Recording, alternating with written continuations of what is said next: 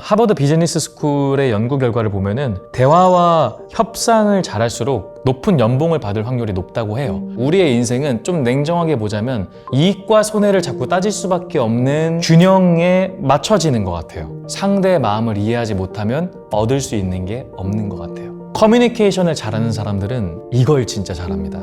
그게 뭐냐면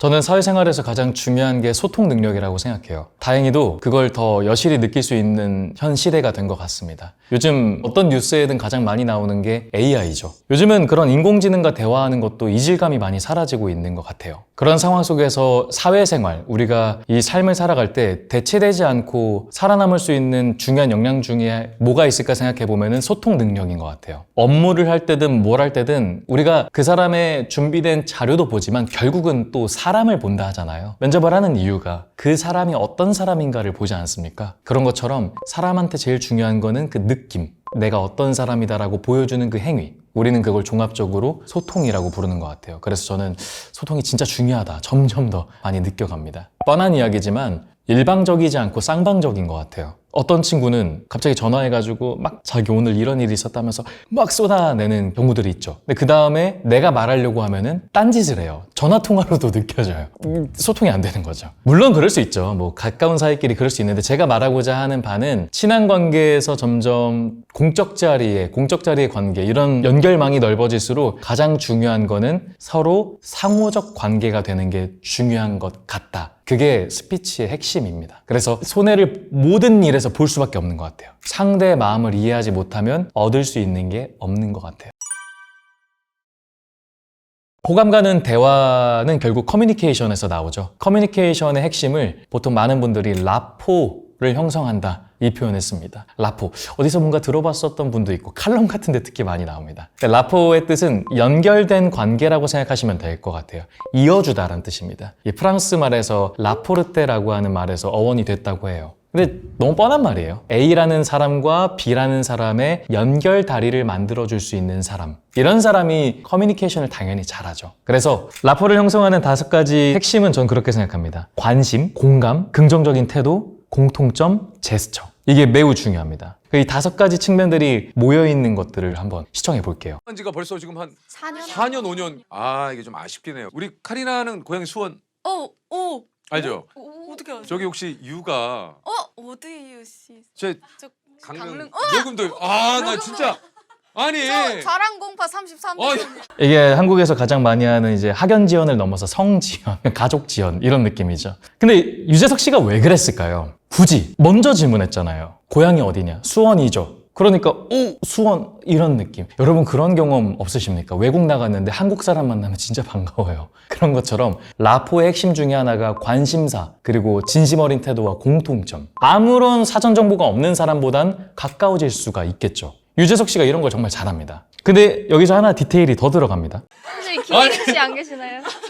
김혜김 씨가 안 계시냐고 윈터 씨가 좀 서운해하고 있어요. 이걸 그냥 넘어갈 유재석 씨가 아니죠. 보니까 윈터도 네. 그 MBTI가 뭐예요? 근데 저 진짜 자주 왔다 갔다 해요? 바뀌긴 하는데 INFP가 어. 가장 많이 나오는 것 같아요. 아, ISFP보다는 INFP. 근데 ISFP도 많이 나와요. 본인은 좀 어떤 성격인 것 같아요? 일할 때랑 그냥 제가 나이대. 온전히 나이대가 네, 다르지. 완전 완전 다를 달라서. 거야. 맞아요.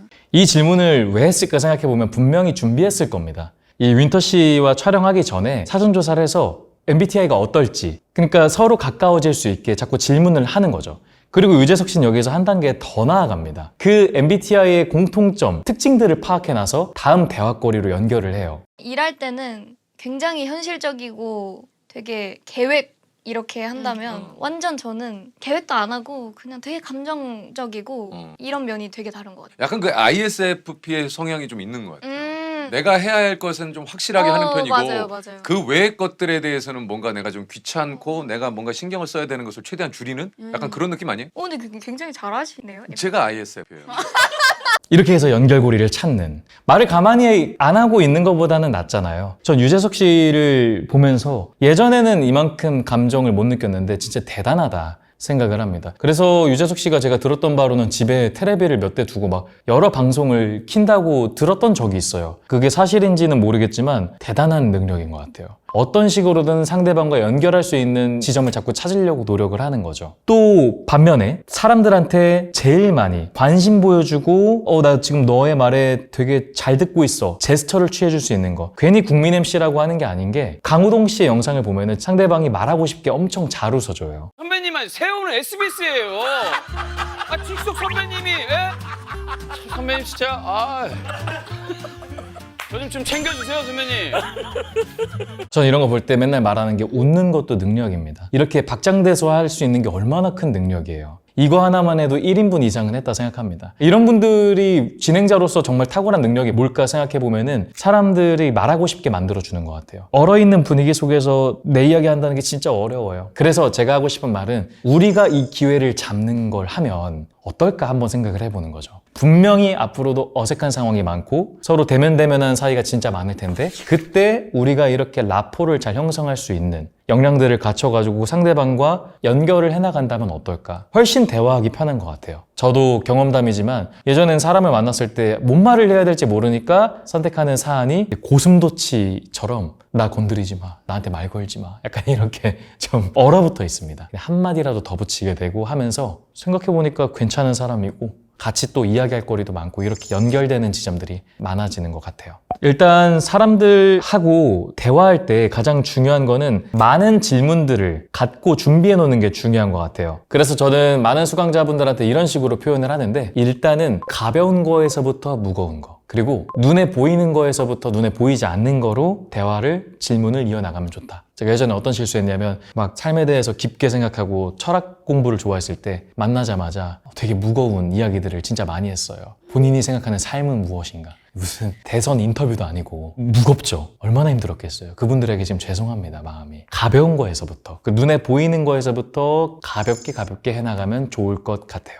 여러분들한테 편하게 나눌 수 있는 걸로 3가지를 나눠봤는데 현재에 대한 질문, 미래에 대한 질문, 과거에 대한 질문으로 좀 이렇게 순서대로 해보시면 어떨까? 정답은 아닙니다. 이렇게 해보시면 어떨까 추천을 드려요. 현재에 대한 질문은 가장 불편하지 않고 어느 정도 선에서 편하게 말할 수 있는 거죠. 대표적인 게 MBTI 같은 거 있잖아요. MBTI가 어떻게 되시냐, 최근에 본 재밌는 영화가 있냐, 요즘 갔다 온 어디가 있냐, 이렇게 요즘에 일어나는 사건들을 한번 건드려 보시는 거 좋은 것 같아요. 좀 더 디테일하게 들어가면은 해외에서는 좀 안 좋은 문화라고 할 수 있지만 한국에서는 사실 아름다우세요 아니면 뭐 옷을 정말 잘 입으세요 라고 하는 칭찬을 잘 하면 나쁘진 않잖아요. 기분이 상대방이 신경을 많이 쓸 것 같은 디테일들에 눈에 보이는 걸 칭찬하면 나쁘지 않은 것 같아요. 들었을 때는 조금 나쁘끄럽지만 그래도 칭찬해주는 사람을 나빠하진 않은 것 같습니다. 그리고 이런 대화를 나누다가 그 다음에 나아가면 좋을 만한 질문이 좀 미래에 대한 질문인 것 같아요. 이것도 좀 가볍게 질문을 던지면 나중에 가보고 싶은 여행지가 있으시냐, 아니면 5년 뒤쯤에 하고 싶은 일이 있으시냐, 지금 하시는 일 말고 다른 거 해보시고 싶은 것도 있냐, 현재에 대한 질문으로 아이스 브레이킹, 얼어붙은 분위기를 좀 풀어놓고 나아갔을 때 미래에 대한 이야기를 하면은 좋은 것 같아요. 근데 특히나 이 대화를 좋아하시는 분들은 약간 미래지향적이고 발전적인 걸 좋아하시는 분들, 이런 분들한테는 전 미래에 대한 이야기를 좀 많이 묻습니다. 특히 남성분들한테는 요즘 경제 전망, 전문가처럼 말할 수 있는 이야기하면 굉장히 좋아요.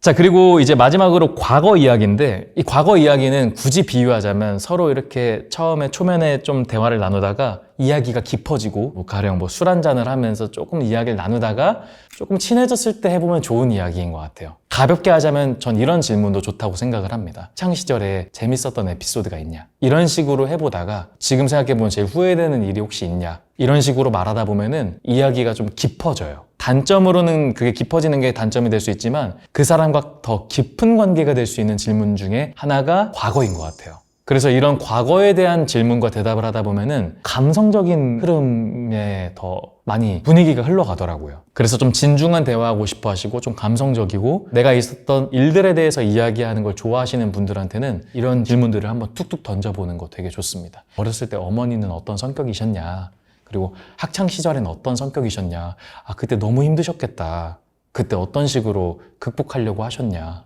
너무 대단하시다, 약간 이런 식으로 대화를 나누다 보면은 이거 상담할 때도 좋습니다. 저도 거의 직업이 반상담직이기 때문에 사람의 히스토리를 알아야 되잖아요. 그 사람의 사건과 사연을 알아야 돼요. 그러기 위해선 그 얼어붙은 마음을 잘 해결해야 되죠. 오은영 선생님이 이런 걸 잘 하시는 것 같아요. 어떤 일이 있었냐? 말해줄 수 있냐? 조용히 조심스럽게 다가가주는 이런 거에 힘이 과거에 대한 질문에서 오는 것 같습니다. 정리하자면 현재에 대한 이야기로 좀 마음을 풀어주시고 뭐 미래에 대한 이야기던가 과거에 대한 이야기로 조금 이렇게 넘어가 보시면 어떨까 생각을 합니다. 커뮤니케이션에서 정말 영감을 받았던 이론이었습니다. 사회교환 이론이라는 말이 있어요. 이 말은 인간관계도 거래적인 측면이 있다라는 겁니다. 근데 좀 냉정하지만 완전히 부정하긴 어려운 것 같아요. 우리의 인생은 좀 냉정하게 보자면 이익과 손해를 자꾸 따질 수밖에 없는 균형에 맞춰지는 것 같아요. 근데 놀라운 거는 이 사회교환 이론이라고 하는 것도 인간관계도 나한테 더 도움이 되는 쪽, 그리고 도움이 되지 않는 쪽으로 자꾸 따지게 된다라고 하는 겁니다. 그래서 라포를 형성한다라고 하는 거는 우리가 더 괜찮은 사람, 더 가치 있는 사람이 되어서 내 삶의 기회를 더 많이 만들 수 있는 기술이라고 생각을 해요. 그리고 또 미국 같은 데를 보자면 한 사람을 스카우트할 때 인맥을 굉장히 중요하게 생각을 합니다. 그 사람의 능력도 중요하지만 서로가 누군지를 모르다 보니까 이 사람 됨됨이도 괜찮고 내가 믿는 사람이니까 한번 추천해 볼게 라고 하면서 추천하고 또 뽑아가고 이런 경우도 많아요. 지금 서구화 사회에 살고 있으니까 저희도 그런 경향성이 좀 크다고 생각해요. 말씀드리고 싶은 거는 인간관계, 특히나 사회적 관계는 서로 더 이득이 되는 관계, 더 건강한 관계를 찾는 그 욕구가 있다.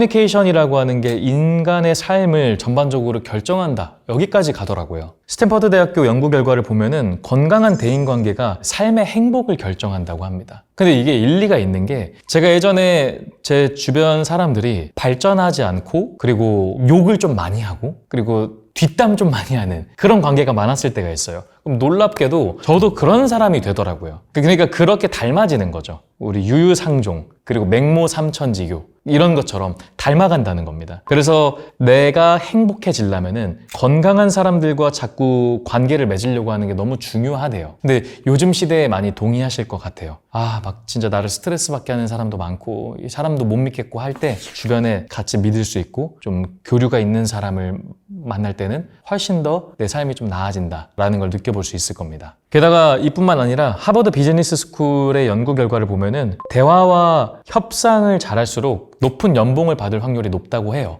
근데 이거는 과장이 진짜 아닙니다. 제가 투자 발표를 코칭하는 것 때문에 대표님들하고 사적인 대화를 할 때가 진짜 많은데 결국은 핵심 임원들은 말을 참 잘하고 그리고 통솔 능력이 좋고 리드하는 게 좋아요. 그러니까 테크닉이 좋은 분들도 있지만 진짜 웃긴 거는 우리가 대통령도 보통 기술직을 뽑기보다는 통솔자를 뽑는 경우가 좀 많은 것 같아요. 결국 약간 인문학적인 요소죠. 대화 능력. 그래서 그런 사람들이 리더로서 배치될 확률, 기술자가 아니라 이걸 통솔할 수 있는 통솔권자를 줄 확률이 높기 때문에 어느 역량이든 영향을 미치는 것 같아요. 그리고 요즘 현직 개발자분들하고도 개인적인 관계를 맺으면서 듣는데 진짜 인공지능이 많은 기술을 대처하잖아요.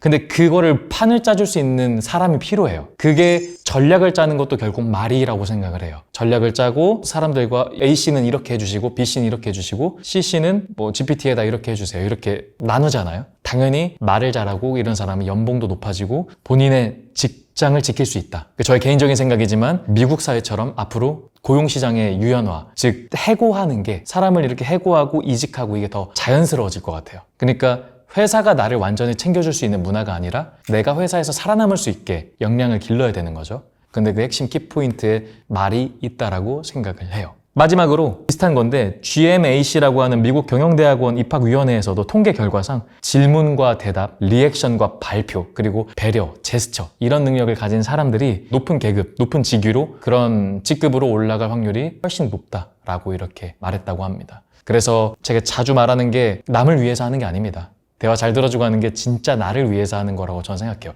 그러면 좀 관점이 바뀌지 않을까 싶습니다.